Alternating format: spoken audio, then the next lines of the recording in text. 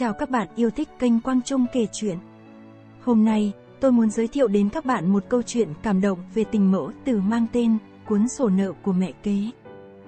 Câu chuyện xoay quanh cuộc đời của Phương Anh, một cô bé mồ côi cha từ nhỏ, sống cùng mẹ kế và con trai bà. Mẹ kế là người phụ nữ nghiêm khắc, thường xuyên mắng mỏ và bắt cô phải làm việc nhà. Phương Anh luôn cảm thấy tủi thân và cho rằng mẹ kế không yêu thương mình. Cuộc sống của Phương Anh đầy rẫy những khó khăn và thử thách. Mẹ kế bắt cô phải học tập thật tốt, đạt kết quả cao, nếu không sẽ bị phạt.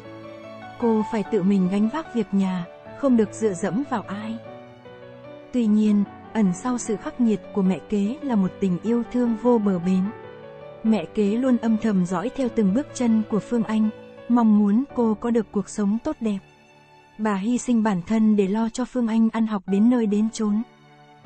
Câu chuyện Cuốn sổ nợ của mẹ kế là một lời nhắc nhở cho chúng ta về giá trị của tình mẫu tử thiêng liêng. Dù xuất phát từ đâu, tình yêu thương của người mẹ dành cho con luôn là vô điều kiện và cao cả.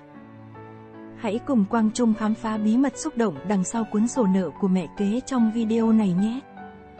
Video hứa hẹn sẽ mang đến cho bạn những giây phút lắng đọng và nhiều cảm xúc. Cuốn sổ nợ của mẹ kế, một câu chuyện nhân văn sâu sắc. Khi còn nhỏ, cô đã mất mẹ và sống với cha cho đến khi 5 năm tuổi, khi đó cô được mẹ kế chăm sóc. Cuộc sống của cô và cha phụ thuộc hoàn toàn vào tiền của mẹ kế.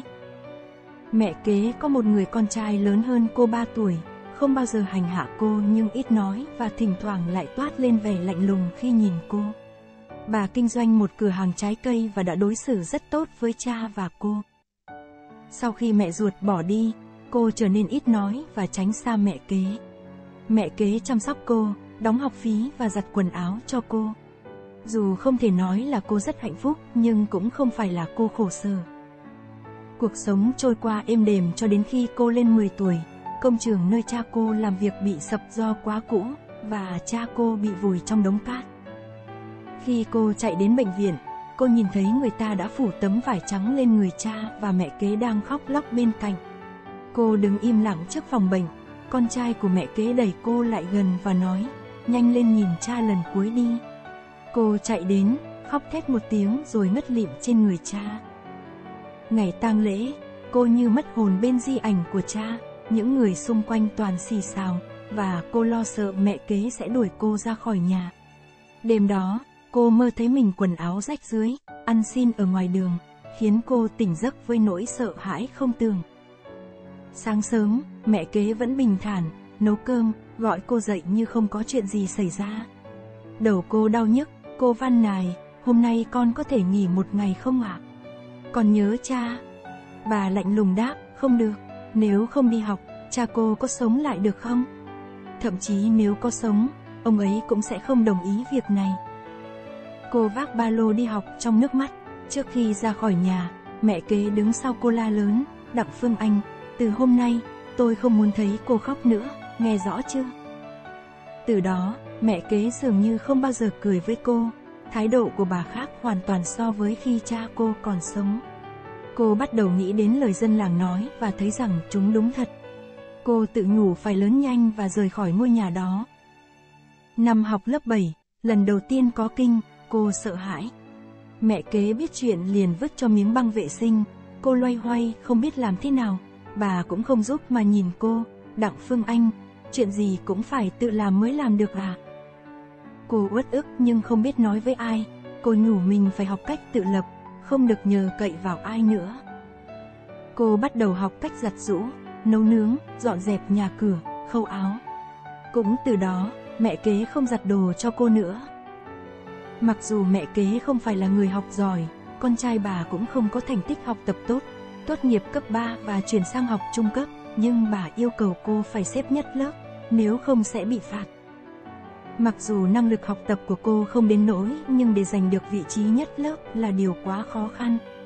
Cô hận người mẹ kế độc ác, đối xử hà khắc với cô, chắc chắn bà đang tìm mọi cách để đuổi cô ra khỏi nhà, nhưng cô không thể rời đi lúc đó vì cô không muốn là một kẻ ăn mày.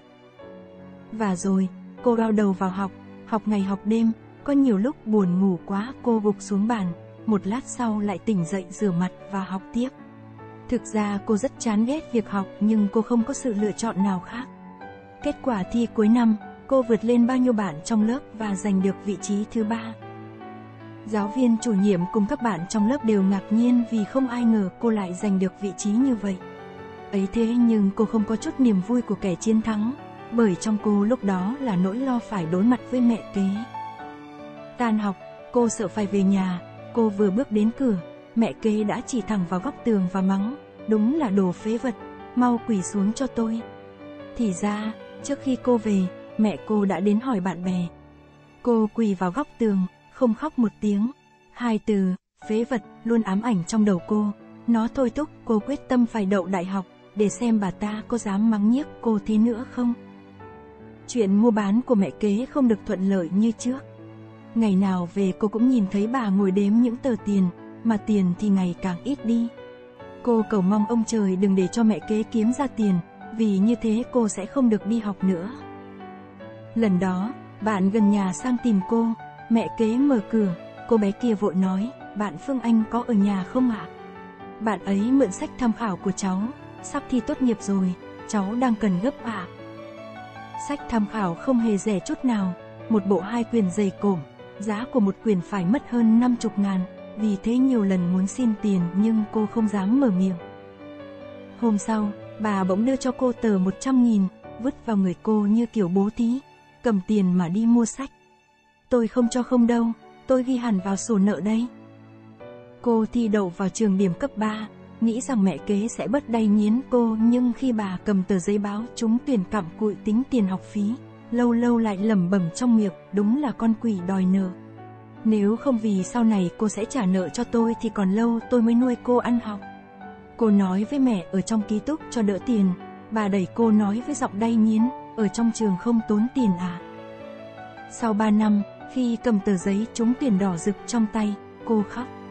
Kể từ khi cha bắt, đây là lần đầu tiên cô khóc trong sự sung sướng. Ngày lên trường đăng ký nhập học, mẹ kế gói bánh cho cô ăn, bà không nói gì, cũng không tiễn cô. Còn cô thì vui mừng vì đã thoát được cái ngôi nhà kia, giờ cô không cần tiền mẹ kế gửi nữa vì cô đã có thể tự kiếm tiền thêm từ việc dạy kèm. Nghỉ hè cô không về nhà và dần dần hình ảnh mẹ kế bị phai nhòa trong đầu cô. Năm thứ 7, trước giờ giao thừa, cô nhận được điện thoại của cậu con trai bà. Anh ta chỉ nói muốn cô về nhà một chuyến rồi cúp máy. Cô không muốn quay lại ngôi nhà đó, nơi đó có gì để cô lưu luyến đâu. Nhưng rồi, cô cũng về xem sao. Về đến nhà, cô chỉ nhìn thấy người con trai ngồi ở ghế.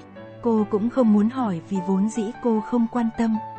Nhìn thấy cô bước vào, anh trai đứng dậy và đưa cho cô một quyển sổ cũ. Đó là sổ nợ của mẹ kế. Cô cười nhạt, cầm quyển sổ trên tay, cô nhìn nó với vẻ mặt khinh bỉ. Sao, bây giờ muốn đòi nợ tôi à? Bỗng từ trong sổ rơi ra một quyển sổ tiết kiệm, đó là số tiền sạp hàng trái cây mà mẹ kế để lại cho cô, còn ngôi nhà thì mẹ để lại cho anh trai. Mẹ đã qua đời.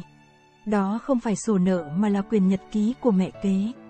Từng trang cô run run lật từng trang nhật ký, cô ngồi thụp xuống và nước mắt vỡ òa. Mẹ kế viết, ạ, yên tâm, tôi không đi bước nữa đâu. Tôi nhất định sẽ nuôi Phương Anh ăn học nên người, nó sẽ làm ông mở mặt. Ông đừng trách tôi tàn nhẫn với con nhé. Phương Anh không giống với những đứa trẻ khác, nó không có cha mẹ bên cạnh, vì thế nó phải học cách kiên cường, tự lập, nhịn nhục, chịu khổ. Nó thi không giành được hạng nhất, tôi phạt nó quỳ là quỳ với ông, vì người nó có lỗi nhiều nhất chính là ông. Tôi xuất thân từ nông thôn, không được học hành nhiều, tôi không biết liệu mình dạy con như vậy có đúng không, nhưng giờ con bé đậu đại học rồi, đã đến lúc nó tự lo cho bản thân mình rồi. Tôi mừng cho nó, đã đến lúc tôi đi gặp ông, tôi mệt lắm rồi, tôi muốn được nghỉ ngơi. Phương Anh à, hãy cho mẹ được xưng hô mẹ với con. Mấy năm nay, con không về thăm mẹ rất buồn. Chắc là con rất ghét mẹ đúng không, mẹ biết điều đó. Hãy cố gắng học tập thật tốt, tự chăm sóc cho bản thân mình nhé. Dù không phải con ruột nhưng mẹ muốn nói rằng mẹ yêu con. Câu chuyện, cuốn sổ nợ của mẹ kế, đầy cảm xúc và lôi cuốn. Nó không chỉ là một câu chuyện về sự khắc nghiệt của cuộc sống mà còn là một câu chuyện về lòng hiếu thảo, sự kiên nhẫn và tự lập của nhân vật chính, Đặng Phương Anh.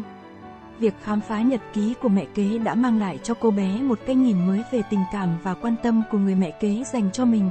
Điều này thực sự rất xúc động và đáng suy ngẫm. Hãy để lại nhận xét của bạn về câu chuyện này dưới phần bình luận. Chia sẻ cảm xúc của bạn và những suy nghĩ sau khi đọc câu chuyện này. Đừng quên đăng ký kênh Quang Trung kể chuyện để theo dõi những câu chuyện hấp dẫn tiếp theo. Cảm ơn các bạn đã lắng nghe.